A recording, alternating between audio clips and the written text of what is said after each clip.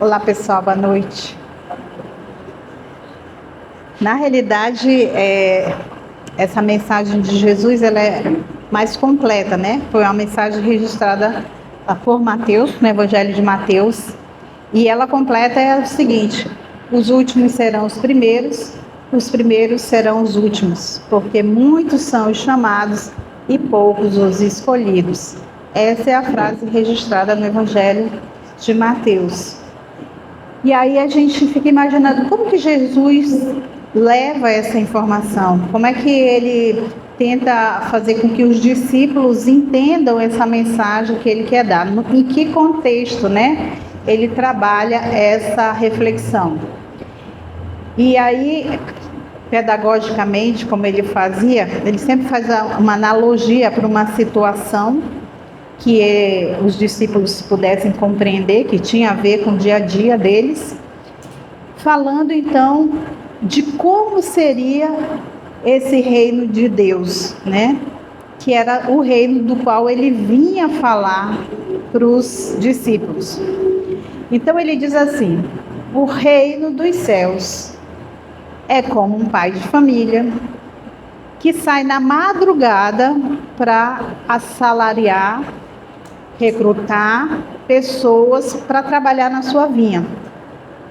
Então ele sai no primeiro horário de madrugada e aí encontra algumas pessoas na praça e aí ele convida então para trabalhar na vinha e acerta um salário com eles, dia, um denário. É esse o nome que o Evangelho traz, né? Um denário seria esse salário acordado, então, com essas pessoas para que elas trabalhassem na vinha desse pai de família. E aí, esse pai de família sai mais uma vez, um pouco mais tarde, na primeira hora do dia, e aí vê outras pessoas também na praça sem fazer nada, e ele recolhe aquelas pessoas, né?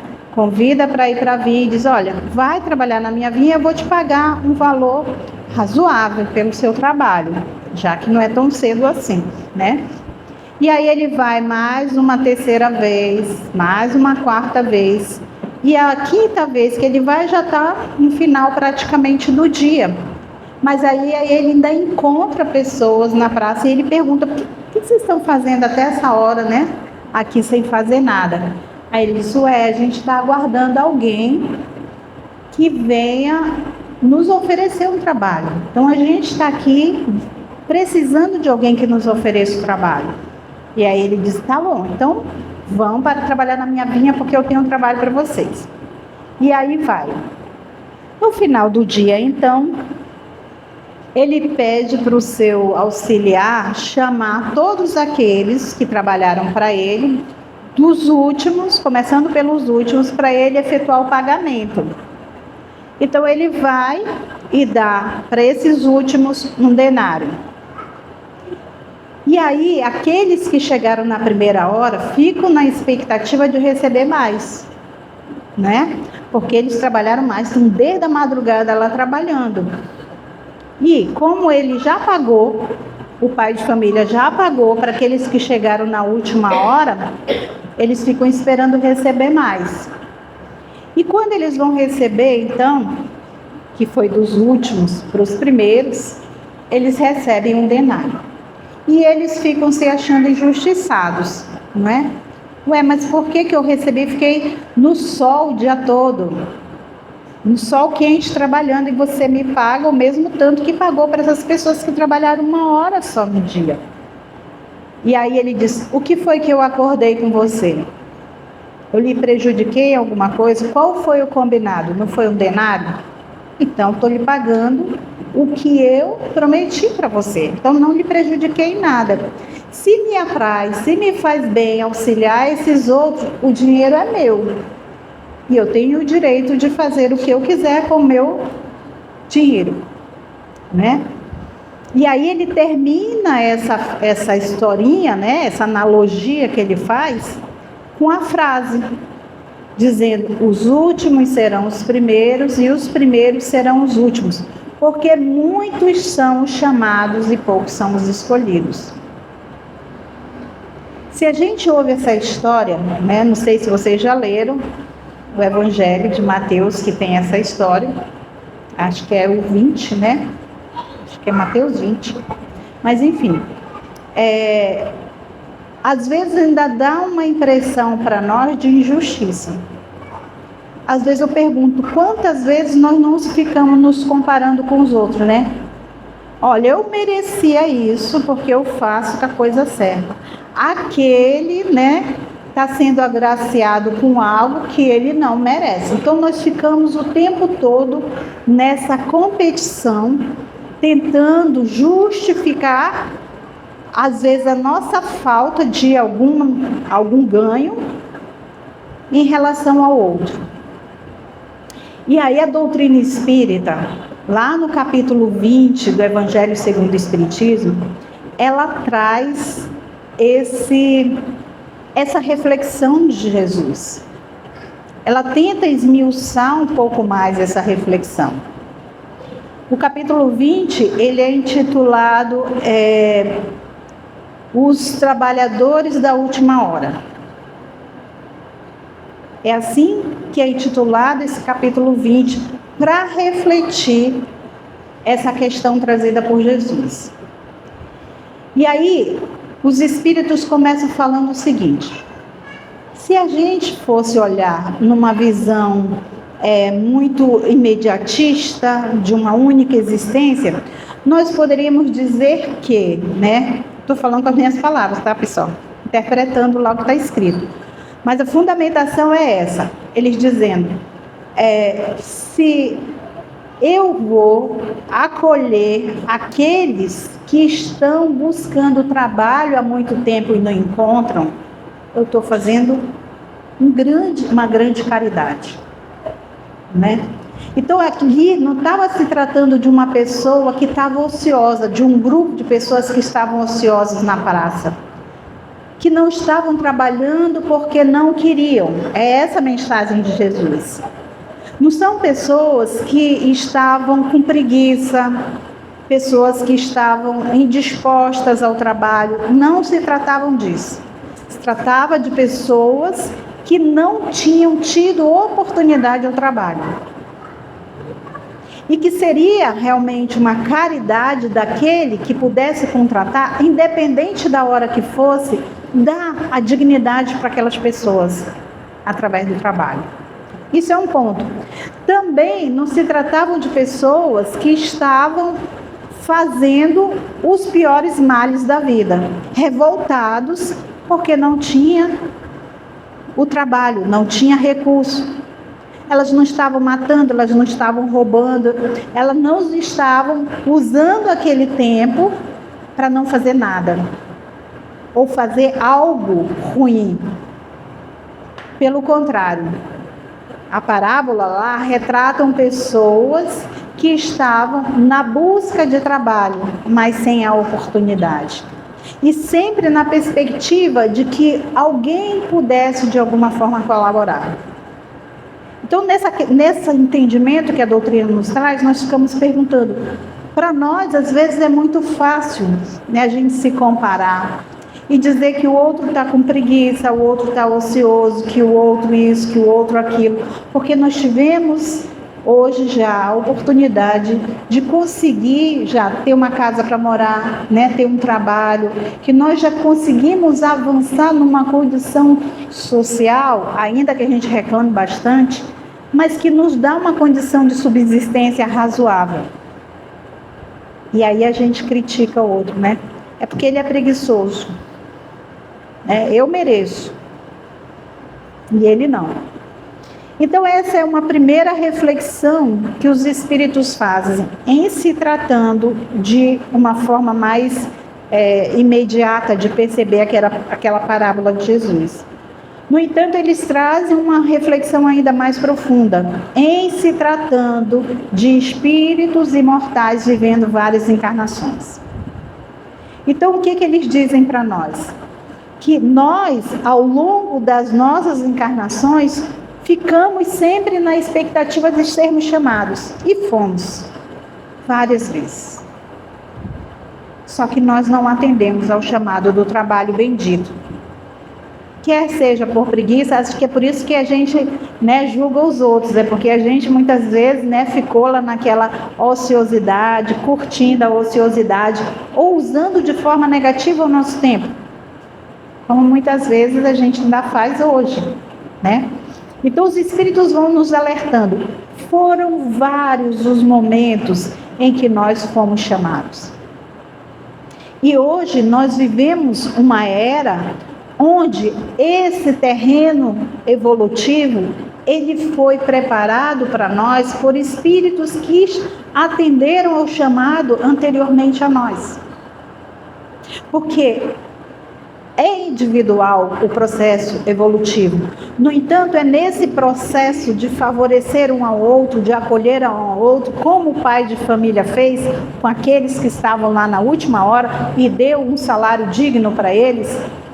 É nesse processo de acolher o outro, de estimular o outro, que a humanidade também cresce, que a humanidade evolui.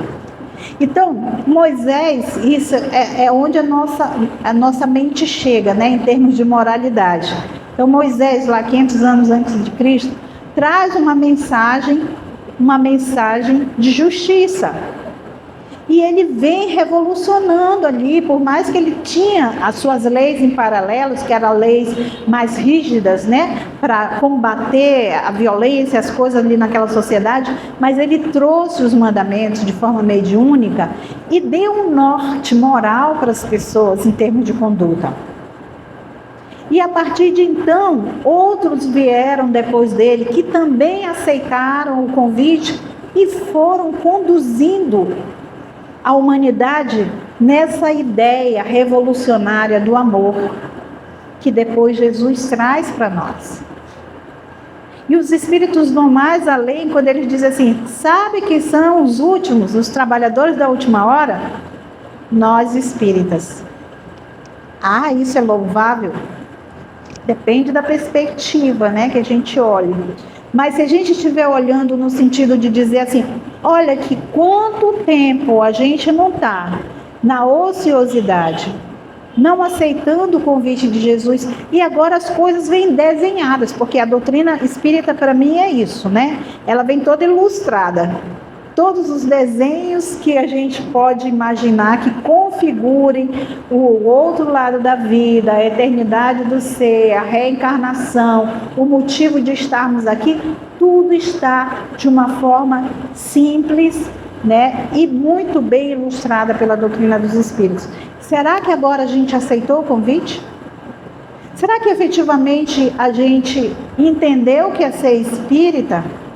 Será que a gente está utilizando desse conhecimento que a gente tem para aquela transformação nossa e para auxiliar o outro no seu processo de evolução? Ou será que a gente ainda está, né, de uma forma literária, entendendo a doutrina espírita? Eu cheguei ainda agora e ele falou que ia me gravar aqui, né? E aí as meninas estão falando, olha, agora ela está importante, né? A gente é importante. Aí eu digo que a gente agora está muito mais na mira dos espíritos, né?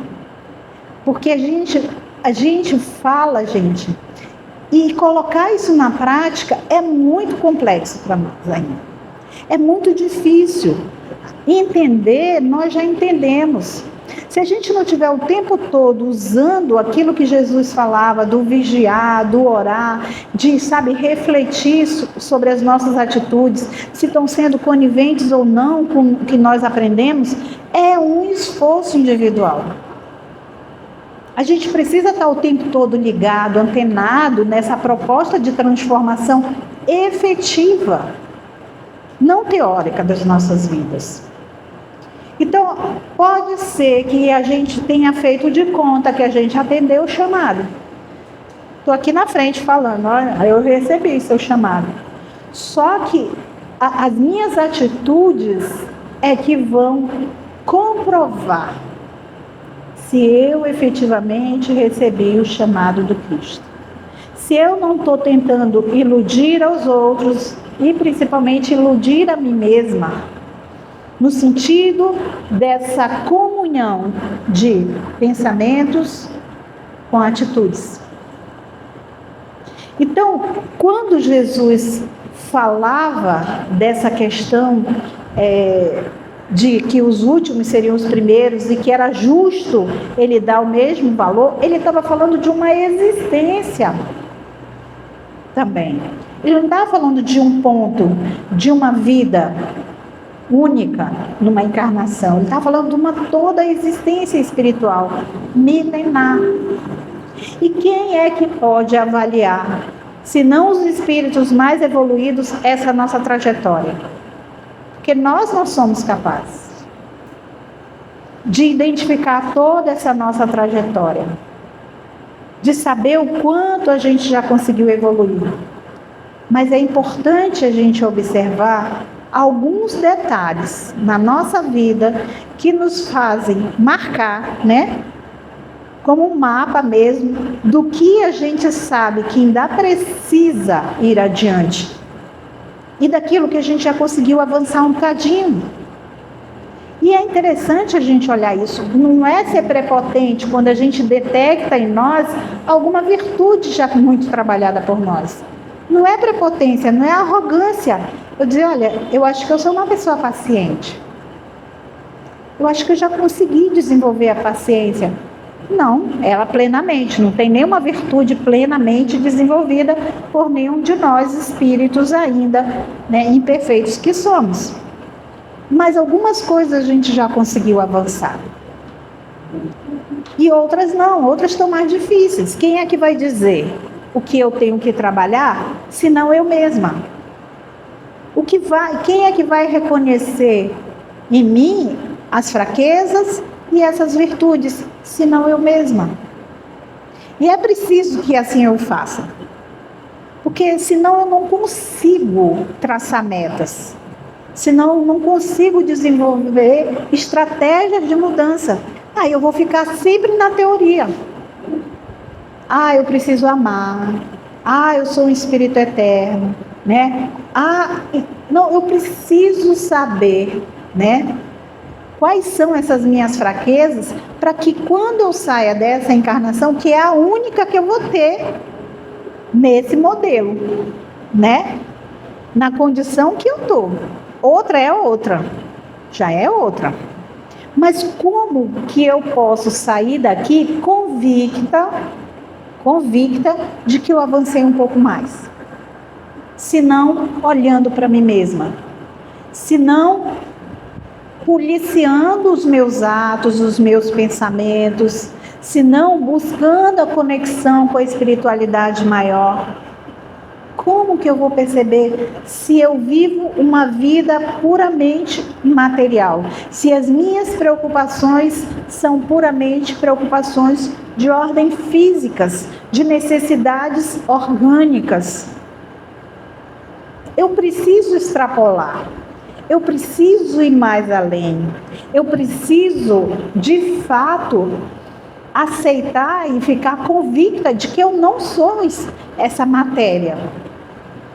Que eu sou um ser que já em outras existências vividas, em condições variadas, muitas vezes eu fui chamada a essa transformação de uma forma consciente, de uma forma real, de uma forma trabalhosa, e eu disse, não, estou cansada. Às vezes quando eu reflito, né, sobre esse tema, eu penso muito na questão do voluntariado, e não só em casa espírita, né, mas o voluntariado numa ação para o bem.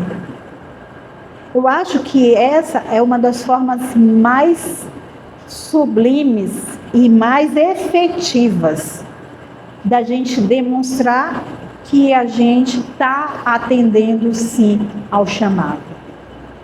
Porque quando você assume o compromisso com o outro, sem esperar paga monetária, você está demonstrando para você mesmo que você quer trabalhar em você, porque a gente é o primeiro a se sentir bem, né? Quando a gente se doa, ao mesmo tempo que você está tentando fazer com que o outro também receba aquilo que ele está precisando, quer seja, inclusive, só de ordem material. Mas é uma necessidade maior que a sua. Então é muito interessante quando a gente para pensar nessas possibilidades de atender o chamado. Porque às vezes a gente ouve isso, né, lê, aí a gente fica esperando Jesus bater na nossa porta, chamando, né?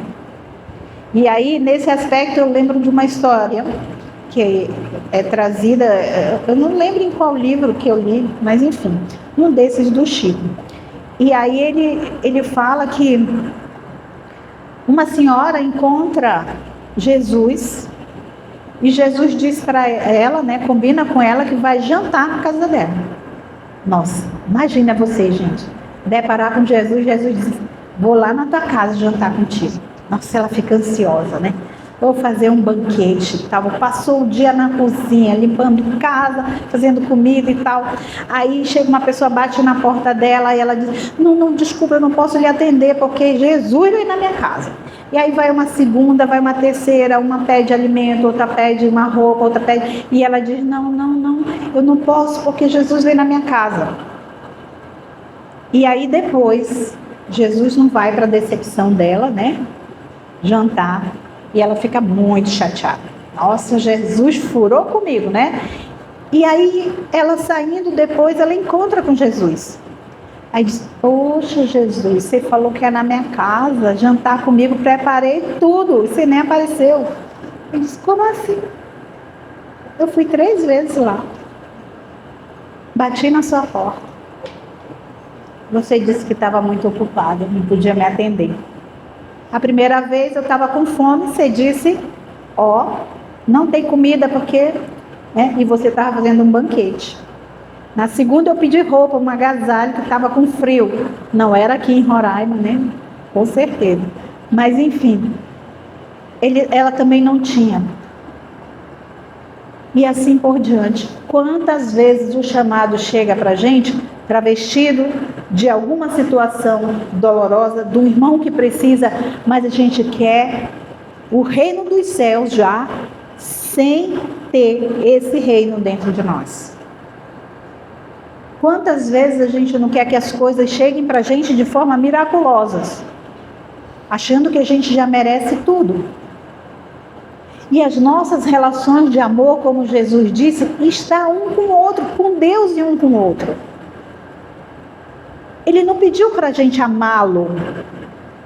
O que ele falou? Amar a Deus acima de tudo. E ao próximo como a ti mesmo. Esse próximo tem que ser qualquer um. Não precisa ser Jesus. Não precisa ser meu chefe. Não precisa alguém que eu vá ter um retorno acolhendo a ele. É alguém que precisa só.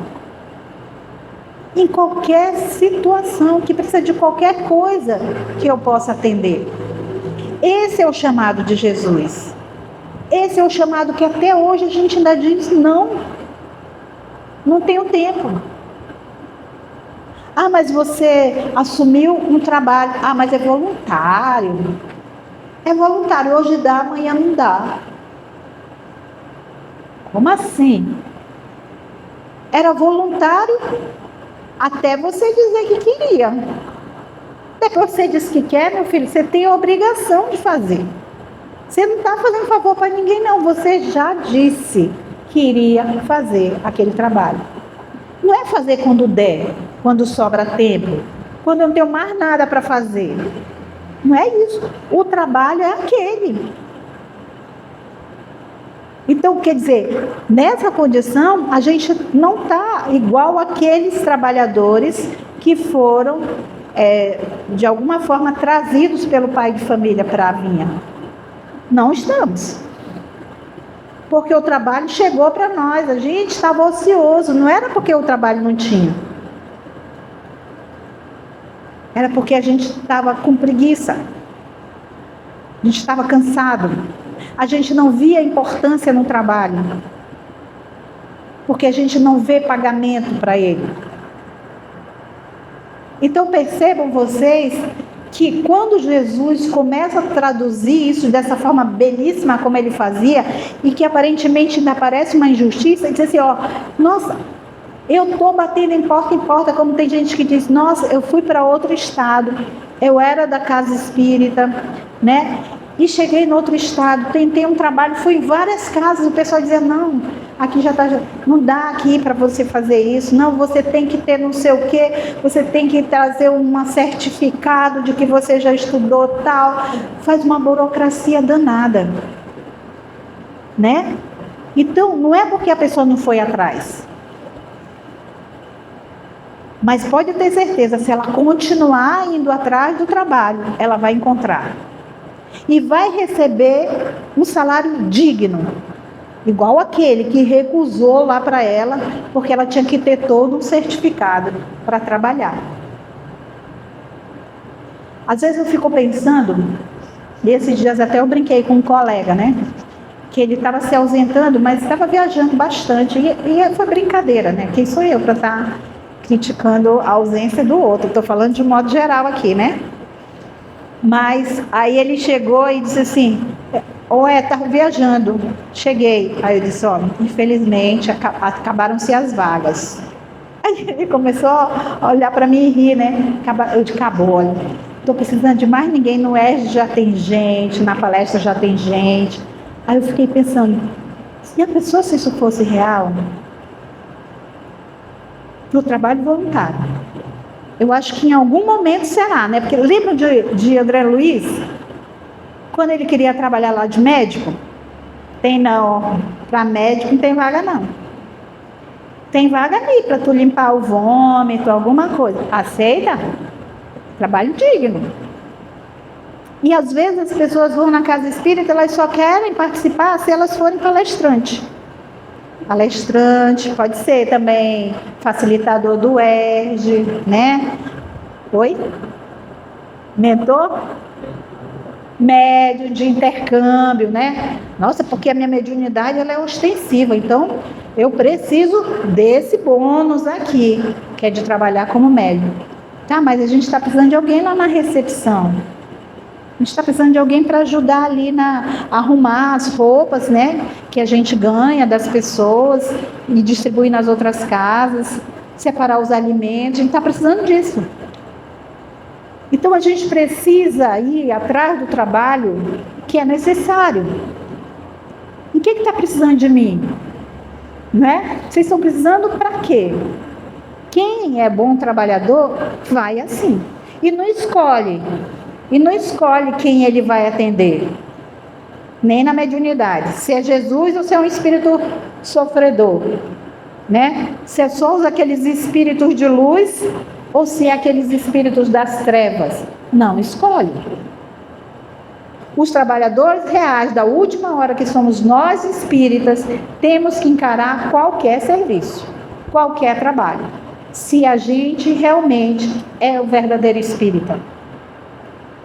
Ou seja, aquele que busca com todas as forças identificar as suas más inclinações e buscar também pelas suas forças a sua própria transformação.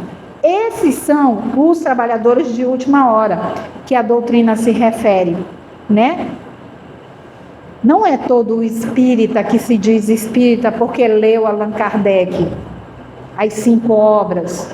Não é esse. Os trabalhadores que aceitaram o convite de Jesus, o convite do amor incondicional a todo aquele que precisa de nós. Se nós buscarmos, não vamos resolver o problema da humanidade nem do planeta. Não é isso que Jesus pede para nós também. Mas se a gente fizer a nossa parte dessa vinha, né, catar as uvas que a gente puder, no tempo que a gente puder fazer isso, cada um fizer isso, as colheitas vão ser enormes, né? Porque a gente está junto e a gente precisa ajudar um ao outro. A gente precisa olhar a humanidade como um todo, mudando a nossa parte, né, que nos cabe na transformação, mas também ajudando a transformação da humanidade. Como é falado lá na introdução do Evangelho segundo o Espiritismo, A humanidade, ela não dá saltos. Cada ideia nova para ser implantada na humanidade, é preciso que alguém venha semeando, e já vieram os filósofos, Moisés, vieram semeando, depois chega Jesus, tenta consolidar aquilo, depois de Jesus vem outros, os discípulos continuam, né? E vamos até chegar em outros tantos que se destacam nas religiões, na filosofia, nas artes, buscando alavancar o progresso da humanidade. E é assim que acontece. O progresso não acontecerá se a gente tiver a visão só egoística, a visão só da nossa melhora, querer só o salário para nós, querer ficar se comparando com o outro. Olha, ele ganha mais que eu, ele não merece. Lá no centro espírita eu podia ser mais reconhecido, porque meu status é maior. Eu sou médium. Não, aquele outro só fica lá na porta. Olha que coisa fácil, né? Então, a gente precisa parar com essa coisa de se comparar com o outro, de querer se medir o trabalho, medir a eficácia do outro, o salário que o outro recebe, o bônus hora que o outro vai receber no plano espiritual. Isso é muito infantil. A proposta de Jesus, como a proposta da doutrina espírita, é esse mergulho interior,